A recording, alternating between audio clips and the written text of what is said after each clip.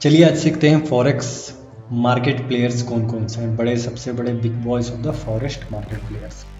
पहला है interbank market. ये एक ग्लोबल नेटवर्क है बैंकों का, ये इनके भीतर ही ट्रांजैक्ट करते हैं, जैसे इलेक्ट्रॉनिक ब्रोकिंग सर्विसेज और थॉमसन रियूटर जैसे प्लेटफॉर्म को यूज़ करके ये ट्रांजैक्ट करते हैं। इनका जो ट्रांजैक्शन का जो वॉल्यूम होता है इतना बड़ा होता है, billions and billions of dollars. इन्हें हम फ्लो मॉन्स्टर्स भी कह सकते हैं, क्योंकि मार्केट का जो इम्पैक्ट होता है बहुत हाई होता है। जैसे बैंक हो गए, bank of America, HSBC, Citi, JP Morgan, UBS, Barclays, Deutsche bank, Goldman सैक्स, ये सब बड़े बड़े बैंक हो गए consider as a interbank market. और इनका 60 to 80% of the transaction forex market में ही होता है। सो इंटरबैंक्स एक ग्रुप ऑफ बैंक्स होते हैं, ये हमेशा कंसिडर होते हैं backbone of the forex market, क्योंकि ये लिक्विडिटी प्रोवाइड करते हैं, हाई वॉल्यूम में ट्रांजैक्ट करते हैं, मार्केट वॉलेटिलिटी और करेंसी एक्सचेंज रेट्स को सेट करते हैं, और बहुत ही अच्छे तरीके का रिस्क मैनेजमेंट ये फॉलो करते हैं, और they will maintain a competitive pricing. Simple भाषा में बोलूँ तो डिमांड एंड सप्लाई को ये इजीली फंक्शन करने के लिए ये अपना खुद का जो रिजर्व्स होते हैं दे मेंटेन दैट। अगर ज़्यादा डिमांड आ गया और सप्लाई कम है तो ये अपना लिक्विडिटी प्रोवाइड करके स्मूथ फंक्शनिंग को बैलेंस करते हैं। और सेकेंड है कॉरपोरेशंस। फॉर एग्जांपल मैं सिंपल में बताऊंगा, एक कंपनी है जो कार्स बनाती है, उन्होंने एक्सपोर्ट किया कार को, बहुत सारे कार्स को एक USA कंपनी को फॉर $6 बिलियन। तो उन्होंने रिसीव किया $6 बिलियन US करेंसी। अगर ये कन्वर्ट करके अपने एम्प्लॉयज़ को देना चाहते हैं तो इन्हें कन्वर्ट करना पड़ेगा जापानीज येन में। तो ये कन्वर्ट करेंगे तो that volume will impact the forex market, क्योंकि इनका जो ट्रेड फाइनेंसिंग होता है ना, that will be in a larger quantity, और इनका global operation will be transaction with multinational corporation होते हैं ना, इनके साथ करते हैं। तो these are the big players of forex market.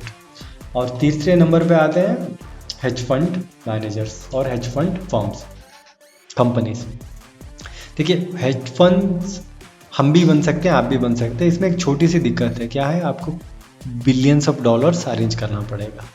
Okay, तो एक इनका जो मेन थिंग है, ये स्पेक्युलेटिव ट्रेडिंग करते हैं, ये मूवमेंट्स को देखते रहते हैं जनरेट हाई वॉल्यूम के लिए। एक पूल ऑफ मनी होता है जो फाइनेंशियल इंस्टीट्यूशन होते हैं, हाई नेटवर्थ इंडिविजुअल होते हैं, इनसे जमा करके ये उस लेवरेज को यूज़ करके जब प्रॉफिट आता है इसे अपने इन्वेस्टर्स में बांट लेते हैं या प्रॉफिट शेयरिंग करते हैं। तो इनका जो सोफिस्टिकेटेड मार्केट टूल्स होते हैं और एडवर्स मार्केट मूवमेंट को ट्रैक करते रहते हैं, इनकी जो टीम होती है ना, they will be having a very good impact on the foreign exchange market.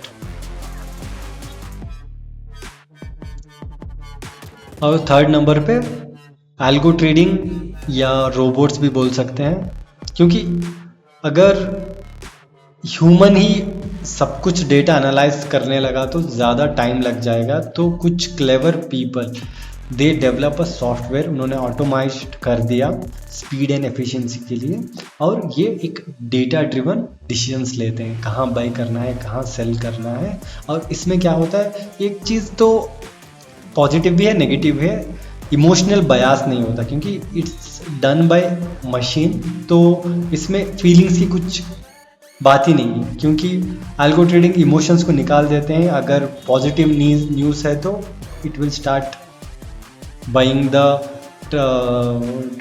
Trade, and if it's negative selling.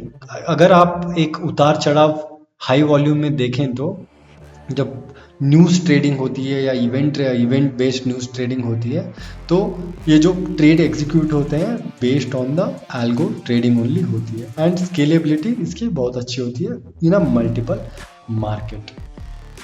तो हेज फंड मैनेजर होते हैं, बैंक्स होते हैं, इनके कुछ रोबोट्स होते हैं, कुछ सॉफ्टवेयर्स होते हैं, ये ट्रेड करते होते हैं बिहाफ ऑफ द पीपल। इसमें ह्यूमन इंटरवेंशन बिगिनिंग में होता है, and after that all things will be done by the algorithms.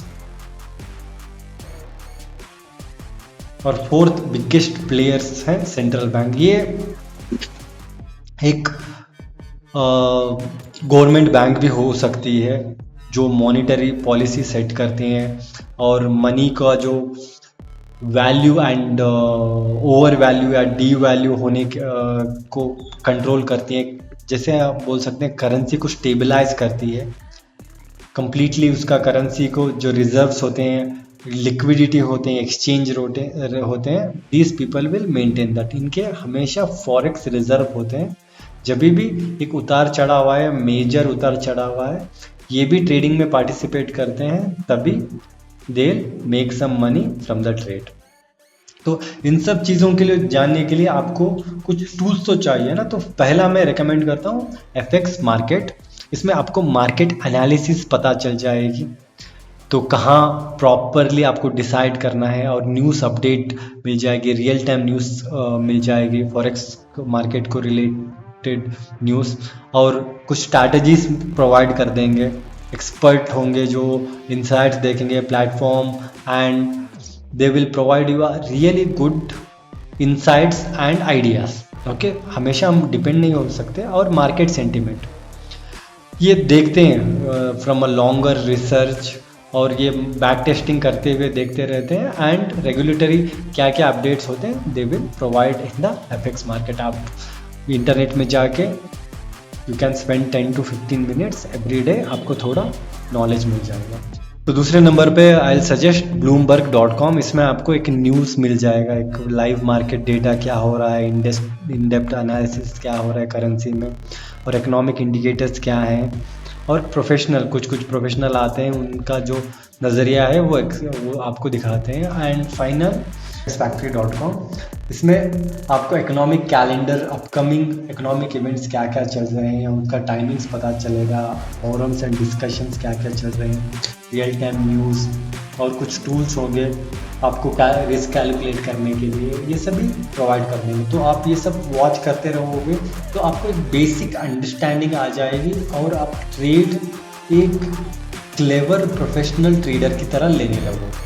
तो आज के लिए इतना ही। Thank you.